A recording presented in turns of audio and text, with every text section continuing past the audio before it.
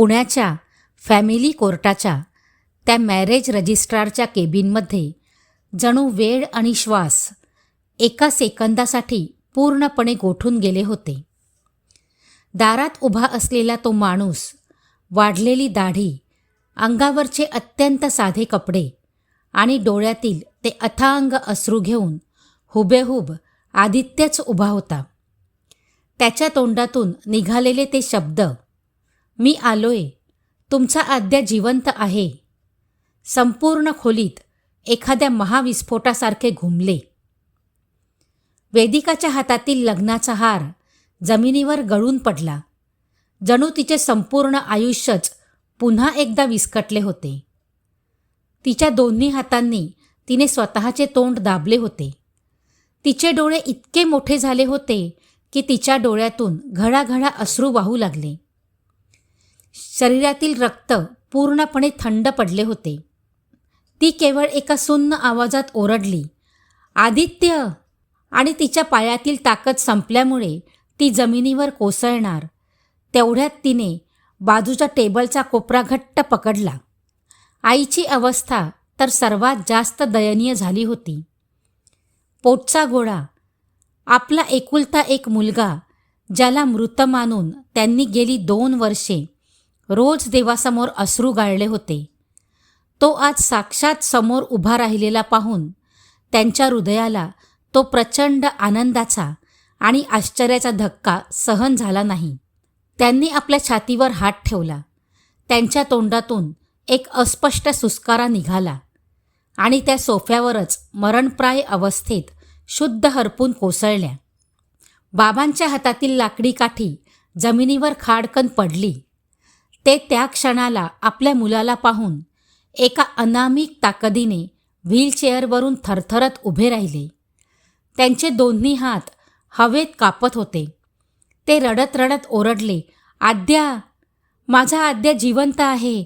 देवा, हा माझाच आद्या आहे." बाबा 2 पावले पुढे टाकणार तेवढ्यात त्यांचा पाय लटपटला. पण आदित्यने धावत पुढे येत बाबांना आपल्या मजबूत हातांनी घट्ट कवेत घेतले. कबीर देशमुख, ज्याने अवघ्या काही सेकंदांपूर्वी वेदिकाच्या गळ्यात मंगळसूत्र घालण्यासाठी हात पुढे केले होते, त्याचे हात तसेच हवेत थांबले होते. त्याच्या हातातील ते सोन्याचे मंगळसूत्र डबीसह थरथरत होते. कबीरने अत्यंत गंभीर आणि शांत नजरेने त्या दारात आलेल्या माणसाकडे पाहिले आणि नंतर जमिनीवर सुन्न होऊन बसलेल्या वेदिकाकडे पाहिले. कबीर हा सुशिक्षित आणि अत्यंत समजूतदार बिझनेसमॅन होता. त्याला कायदेशीर भाषेची पूर्ण जाण होती. वेदिकाने नुकतीच विवाहाच्या मुख्य कागदावर कायदेशीर स्वाक्षरी केली होती. म्हणजेच कायद्याच्या नजरेत ती आता कबीरची पत्नी बनण्याच्या पहिल्या अधिकृत टप्प्यात पोहोचली होती. पण विवाहाचे मुख्य धार्मिक आणि कायदेशीर विधी म्हणजेच मंगळसूत्र घालणे आणि सिंदूर भरणे अजून बाकी होते. अशा वळणावर पहिल्या पतीचे जिवंत परत येणे हे केवळ एका कुटुंबाचे नाही, तर 2 नात्यांचे आणि कायद्याचे सर्वात मोठे वादळ होते. केबिनमधील वकीलही गोंधळात पडले होते. "अहो, हे काय चाललंय? ही कोण व्यक्ती आहे? मॅडम, तुम्ही तर आधीच डिक्लेअर केलं होतं की तुमचे पती मिसिंग अँड प्रिझ्युम्ड डेड आहेत." वकिलाचे ते शब्द कबीरच्या कानावर पडले. कबीरने हळूच आपले हात खाली केले, मंगळसूत्राची डबी खिशात ठेवली आणि तो 2 पावले मागे सरकला. त्याने सुलोचनाताईंकडे पाहिले, जी अत्यंत आश्चर्याने पाहत उभी होती. आदित्यने बाबांना सोफ्यावर बसवले आणि तो धावत आईजवळ गेला. त्याने आईचे डोके आपल्या मांडीवर घेतले. "आई, आई, डोळे उघड ग. बघ, तुझा आद्या आलाय." वेदिका अजूनही तिथेच जमिनीवर बसून होती. तिच्या मनाची अवस्था एका महाअग्निकुंडासारखी झाली होती. ज्या पतीसाठी तिने आपले आयुष्य पांढऱ्या रंगात संपवले होते, तो समोर होता आणि ज्या माणसाने तिच्या कुटुंबाला वाचवले, त्याचे मंगळसूत्र तिच्या वेशीवर होते.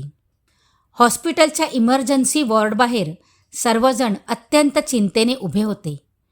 कोर्टातील त्या भीषण प्रसंगानंतर आईंची तब्येत बिघडल्यामुळे त्यांना तातडीने दीनानाथ मंगेशकर हॉस्पिटलमध्ये दाखल करण्यात आले होते. सुदैवाने कबीरने स्वतः सर्व व्यवस्था केल्यामुळे डॉक्टरांनी आईंना लगेच उपचार दिले आणि काही वेळाने त्या शुद्धीवर आल्या. आईंनी शुद्धीवर येताच सर्वात आधी माझा आद्या कुठे आहे म्हणून हात पसरले. आदित्य त्यांच्या खाटेच्या बाजूलाच बसला होता. त्याने आईचे हात आपल्या चेहऱ्याला लावले. आई, बाबा आणि वेदिका आता एकाच खोलीत होते. कबीर आणि सुलोचनाताई बाहेर कॉरिडॉरमध्ये शांतपणे उभे होते.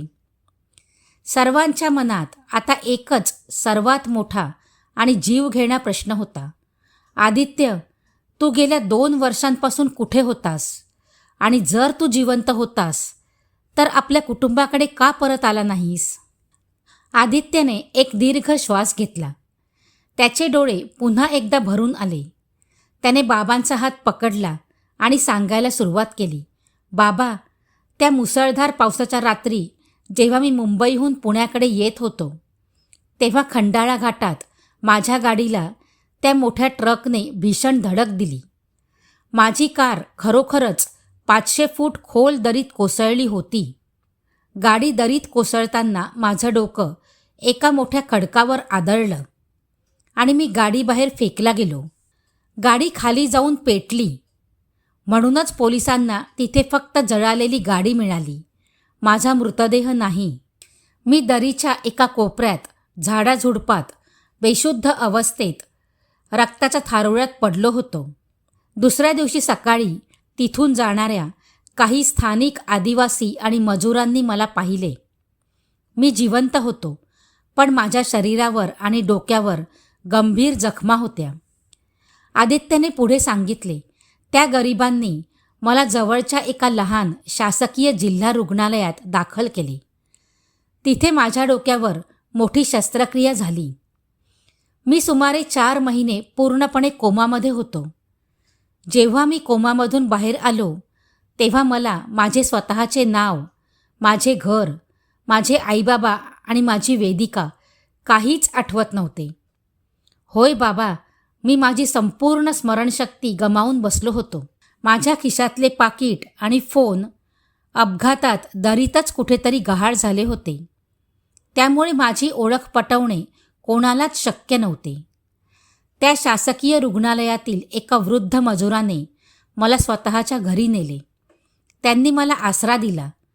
मी त्यांच्याच लहान किराणा दुकानात काम करू लागलो. मी 2 वर्षे एका अज्ञात अंधारात जगत होतो, जिथे मला माझे अस्तित्वच माहीत नव्हते. पण परवा रात्री पुण्यातल्या घाटातल्या रस्त्यावरून एक मोठी गाडी जात असताना अचानक मोठा हॉर्न वाजला. तो हॉर्नचा आवाज आणि पावसाचा कडकडाट माझ्या कानावर पडताच माझ्या डोक्यात एक तीव्र कळ आली. माझ्या डोळ्यांसमोर तो खंडाळा घाटाचा अपघात, वेदिकाचा चेहरा, आईबाबांचा आवाज एका सेकंदात फ्लॅशबॅकसारखा फिरला. मला माझी स्मरणशक्ती परत मिळाली. मला आठवलं की मी आदित्य कुलकर्णी आहे. माझं पुण्यात घर आहे. माझी पत्नी आणि माझी मुलगी वाट पाहत आहेत. मी काल रात्रीच तिथून निघालो. सदाशिव पेठेतील आपल्या जुन्या वाड्यावर गेलो तर तिथे कुलूप होते. शेजाऱ्यांनी सांगितले की तुम्ही सगळे देशमुखांच्या घरी कोथरूडला गेला आहात आणि आज वेदिकाचे कबीर सरांशी कोर्टात लग्न आहे. मी एका क्षणाचाही विचार न करता थेट कोर्टाकडे धाव घेतली. देवाचे आभार की मी योग्य वेळी पोहोचलो. आदित्यची ही धक्कादायक आणि वेदनादायी कहाणी ऐकून वेदिकाने आपले डोके त्याच्या छातीवर ठेवले. 2 वर्षांचा तो वनवास अखेर संपला होता. पण खरा संघर्ष तर आता सुरू होणार होता. हॉस्पिटलच्या खोलीत जेव्हा कुलकर्णी कुटुंब एकमेकांच्या गळ्यात पडून रडत होते आणि सुखदुःखाच्या गप्पा मारत होते, तेव्हा बाहेर कॉरिडॉरमध्ये उभ्या असलेल्या कबीर देशमुखच्या मनाची अवस्था खूप वेगळी होती. कबीरने वेदिकाला मनापासून स्वीकारले होते. त्याने आरोहीला आपल्या पोटच्या मुलीसारखे प्रेम दिले होते. गेल्या काही महिन्यात त्याने कुलकर्णी कुटुंबाला आपल्या स्वतःच्या कुटुंबाचा भाग मानले होते. आज अचानक आदित्यच्या येण्याने कबीरचे सर्व स्वप्न, त्याचा तो सुखाचा संसार एका क्षणात उधळला गेला होता. सुलोचनाताई कबीरच्या जवळ आल्या. त्यांनी त्याच्या खांद्यावर हात ठेवला आणि म्हणाल्या, कबीर, तू पाहिलंस ना काय झालं ते? तो मुलगा जिवंत आला आहे, पण कायद्याचा विचार कर. वेदिकाने त्या विवाहाच्या मुख्य कागदावर स्वाक्षरी केली आहे. कायद्यानुसार ती आता तुझी पत्नी आहे. तू कोट्यवधी रुपयांचा मालक आहेस. समाजात तुझी एक प्रतिष्ठा आहे. तू आता काय निर्णय घेणार? कबीरने एक शांत आणि दीर्घ श्वास घेतला. त्याच्या चेहऱ्यावर कोणताही राग, द्वेष किंवा मत्सर नव्हता. तो सुलोचनाताईंकडे पाहून अत्यंत आदराने म्हणाला, ताई, कायद्याचे कागद माणसांच्या भावनांपेक्षा मोठे नसतात. वेदिकाने माझ्याशी लग्न करायला होकार फक्त आणि फक्त आरोहीच्या भविष्यासाठी आणि आईबाबांच्या विनवणीसाठी दिला होता. तिच्या मनात, तिच्या आत्म्यात आजही आणि नेहमीच फक्त आदित्यच होता. आज देव स्वतः धावून आला आहे आणि त्या पवित्र नात्याला पुन्हा जिवंत केले आहे. मी जर आज कायद्याचा आधार घेऊन वेदिकावर माझा हक्क गाजवला तर माझ्यासारखा नीच आणि स्वार्थी माणूस या जगात दुसरा कोणी नसेल. मला माझी प्रतिष्ठा महत्त्वाची नाही, मला वेदिकाचे आणि त्या कुटुंबाचे सुख महत्त्वाचे आहे. कबीरचे हे सोन्यासारखे शब्द ऐकून सुलोचनाताईंच्या डोळ्यातही पाणी आले. त्यांना आपल्या भावाच्या या अथांग आणि निस्वार्थी मोठेपणाचा प्रचंड अभिमान वाटला. कबीर खोलीचा दरवाजा ढकलून आत आला. कबीरला पाहताच आदित्य उठून उभा राहिला. आदित्यला शेजाऱ्यांकडून आणि आईबाबांकडून आधीच माहीत झाले होते की कबीरने गेल्या काही महिन्यात त्याच्या कुटुंबासाठी काय काय केले होते. कबीरने त्याच्या बाबांचे प्राण वाचवले होते, वेदिकाला स्वाभिमानाने जगू दिले होते आणि आरोहीला सांभाळले होते. आदित्य पुढे आला आणि त्याने थेट कबीरचे दोन्ही हात पकडले. त्याचे डोळे भरून आले होते. कबीर सर, मी तुमचे आभार मानायला माझ्याकडे शब्द नाहीत. मी या जगात नसताना तुम्ही माझ्या कुटुंबाला जे प्रेम आणि संरक्षण दिले ते कोणी स्वतःचा सख्खा भाऊही देऊ शकत नाही. मी तुमच्या आयुष्यभर ऋणी राहीन. कबीर अत्यंत नम्रपणे हसला आणि त्याने आदित्यचे हात आपल्या हातात घेतले. आदित्य, ऋणी वगैरे शब्द वापरू नका. देवाने मला योग्य वेळी तुमच्या कुटुंबाची सेवा करण्याची संधी दिली. हे माझे भाग्य होते. आता तुम्ही परत आला आहात, त्यामुळे कुलकर्णी कुटुंबाचा खरा आणि मूळ आधारस्तंभ पुन्हा उभा राहिला आहे. कबीरने वकिलांना खोलीत बोलावून घेतले.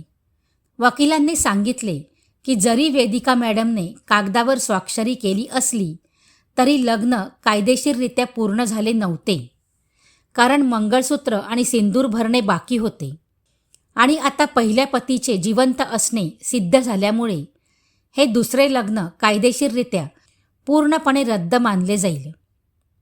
कायद्यानुसार वेदिका आजही फक्त आणि फक्त आदित्य कुलकर्णीचीच अधिकृत पत्नी आहे.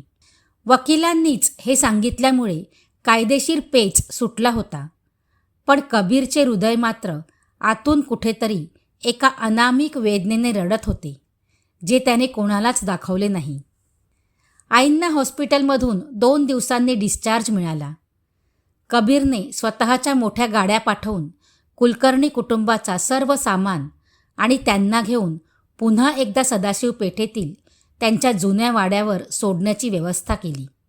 कबीरने बाबांना सांगितले, बाबा, हा वाडा तुमचा आहे आणि आदित्य आता परत आला आहे, त्यामुळे तो घराची आणि तुमची काळजी घेईलच. पण तरीही भविष्यात तुम्हाला माझी कधीही कोणतीही मदत लागली तर तुमचा हा दुसरा मुलगा कबीर नेहमी तुमच्यासाठी हजर असेल. बाबांनी कबीरला मिठी मारली. दोघांच्याही डोळ्यात अश्रू होते. वेदिकाने कबीरकडे पाहिले. तिच्या डोळ्यात एक अथांग कृतज्ञतेची आणि आदराची भावना होती. तिने कबीरला हात जोडून नमस्कार केला. कबीरनेही अत्यंत पवित्र नजरेने तिला निरोप दिला. कबीरचे ते निस्वार्थी रूप वेदिकाच्या मनात नेहमीसाठी एका आदरणीय स्थानावर कोरले गेले होते. सदाशिव पेठेतील त्या जुन्या वाड्याचे कुलूप जेव्हा पुन्हा एकदा उघडले तेव्हा पेठेतील वातावरण अगदी वेगळे होते. ज्या शेजारच्या काकू आणि लोकांनी वेदिकाला अपशकुनी म्हणून हिणवले होते, आज तेच लोक वाड्याच्या दारात गर्दी करून उभे होते. आदित्य जिवंत परत आल्याची बातमी संपूर्ण पेठेत वाऱ्यासारखी पसरली होती. लोक आश्चर्यचकित होऊन आदित्यकडे पाहत होते, जणू काही त्यांनी एखादा चमत्कार पाहिला आहे. त्या वयस्कर काकू पुढे आल्या आणि सासूबाईंना म्हणाल्या, कुलकर्णीबाई, खरंच खूप मोठा चमत्कार झाला हो. तुमचा मुलगा जिवंत परत आला. आम्ही तर म्हणतो हे सगळं तुमच्या सुनेच्या, वेदिकाच्या त्या उपवासांमुळे आणि तिच्या पवित्र निष्ठेमुळे घडलं आहे. तिने वर्षभर पांढरी साडी नेसून नवऱ्याच्या विरहात घालवलं, म्हणूनच देवाला तिच्यावर दया आली. वेदिकाने लोकांच्या या दुटप्पी वागण्याकडे पूर्णपणे दुर्लक्ष केले.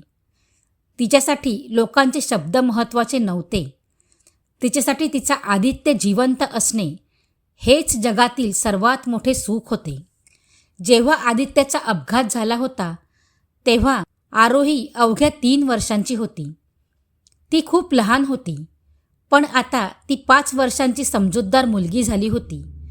ती आता शाळेत जाऊ लागली होती आणि व्यवस्थित स्पष्ट बोलू शकत होती. तिने दारात वाढलेली दाढी असलेला आदित्य पाहिला. सुरुवातीला ती थोडी भांबावली, पण जेव्हा आदित्यने गुडघ्यांवर बसून तिचे आवडते खेळणे समोर केले आणि रडत रडत म्हटले, आरू, माझी सोन्या, बघ तुझे बाबा आलेत. तू लहान असताना मी तुला पाठीवर घ्यायचो ना. मला माफ कर बाळा, मी तुझ्यापासून दूर राहिलो. आरोहीने आदित्याच्या डोळ्यातील ते अश्रू पाहिले. आई आणि आजोबांनी तिला जवळ घेतले. आरू, हेच तुझे खरे बाबा आहेत बाळा. तिने हातातली बाहुली खाली ठेवली. ती धावत गेली आणि तिने आदित्याच्या गळ्याला घट्ट मिठी मारली. ती आपल्या स्पष्ट आणि गोड आवाजात म्हणाली, बाबा, तुम्ही कुठे गेले होते? मी तुमची खूप वाट पाहिली. आता मला सोडून कधीच जाऊ नका हं. आरोहीच्या तोंडातून तो बाबा हा शब्द ऐकताच आदित्याच्या काळजाचा तुकडा शांत झाला. त्याने तिला कडेवर घेतले आणि हवेत उंच उडवले. वाड्यात 2 वर्षानंतर पुन्हा एकदा लहान मुलीच्या हसण्याचा आणि आनंदाचा आवाज घुमला होता. आदित्यने घराची आर्थिक घडी पुन्हा बसवण्यासाठी जोमाने प्रयत्न सुरू केले. त्यांच्या जुन्या IT कंपनीने त्याची वैद्यकीय परिस्थिती आणि स्मरणशक्ती जाण्याचे कारण लक्षात घेऊन त्याला पुन्हा एकदा सन्मानाने मोठ्या पदावर नोकरीवर रुजू करून घेतले. आदित्याचा जुना मोठा पगार पुन्हा सुरू झाला, ज्यामुळे घराचा किराणा, आईबाबांची महागडी औषधे आणि घर खर्च पुन्हा एकदा अतिशय सुरळीत चालणार होते. वेदिकानेही आता घर आणि आरोहीचा अभ्यास सांभाळण्याचे ठरवले. 5 वर्षांची आरोही आता पुण्यातल्या एका चांगल्या शाळेत मोठ्या KGमध्ये जाऊ लागली होती. रोज संध्याकाळी आदित्य तिला शाळेतून घेऊन यायचा आणि वाड्याच्या ओट्यावर बसून तिचा अभ्यास घ्यायचा. एक दिवस कबीर देशमुख आणि सुलोचनाताई स्वतः कुलकर्णी कुटुंबाला भेटायला सदाशिव पेठेत आले. कबीरने आरोहीसाठी शाळेची नवीन सुंदर बॅग आणि पुस्तके आणली होती. आरोहीने धावत जाऊन कबीरला कबीर काका म्हणून नमस्कार केला. कबीरने तिला कडेवर घेतले. आता आरोहीच्या मनात कोणताही गोंधळ नव्हता. तिला तिचे खरे बाबा मिळाले होते आणि कबीर काकांच्या रूपात एक अतिशय चांगला मित्र आणि पाठीराखा मिळाला होता. कबीरने आदित्यचा हात हातात घेतला आणि म्हणाला, आदित्य, तुमच्या या सुखी संसाराला पाहून माझ्या मनाला जे समाधान मिळालं आहे ते जगातल्या कोणत्याही बिझनेसमधून मिळालं नसतं. आपण पुढेही नेहमी चांगले मित्र म्हणून एकमेकांच्या पाठीशी उभे राहू. त्या रात्री जेव्हा आरोही शांतपणे झोपली होती तेव्हा वेदिका देवघरात आली. तिने देवासमोर दिवा लावला. तिच्या कपाळावर आता आदित्यच्या नावाचे मोठे लाल कुंकू चमकत होते आणि अंगावर सुंदर रंगीत साडी होती. आदित्य तिच्या पाठीमागे येऊन उभा राहिला. त्याने वेदिकाच्या खांद्यावर हात ठेवला आणि तिच्या कपाळावरील कुंकवाकडे पाहिले. वेदिकाने मागे वळून आदित्याच्या छातीवर डोके ठेवले. आदित्य, नियतीने आपल्याशी खूप मोठा खेळ खेळला. आपल्याला 2 वर्ष दूर ठेवले, पण शेवटी आपल्या प्रेमाचा आणि निष्ठेचा विजय झाला. आदित्य म्हणाला, हो वेदिका, आणि या खेळात आपल्याला कबीर सरांसारखा एक देवमाणूस मिळाला, ज्याचा त्याग आपण कधीच विसरणार नाही. सदाशिव पेठेतील त्या जुन्या वाड्यात आता खऱ्या अर्थाने सुखाची, समाधानाची आणि प्रेमाची एक गोड पहाट उगवली होती. नियतीचा हा कठीण, रंजक आणि भावनिक खेळ अखेर प्रेमाच्या, सत्याच्या आणि एका संस्कारी कुटुंबाच्या विजयाने कायमचा संपला होता. कुलकर्णी कुटुंब आता आपल्या 5 वर्षांच्या चिमुरड्या आरोहीसोबत एका नव्या, सुरक्षित आणि आनंदी भविष्याकडे वाटचाल करत होते. मित्रांनो, कथा आवडली असेल तर व्हिडिओला लाईक करा, शेअर करा आणि कमेंटही करा. आणि आपल्या चॅनलवर नवीन असाल तर चॅनलला सबस्क्राईब करा. धन्यवाद.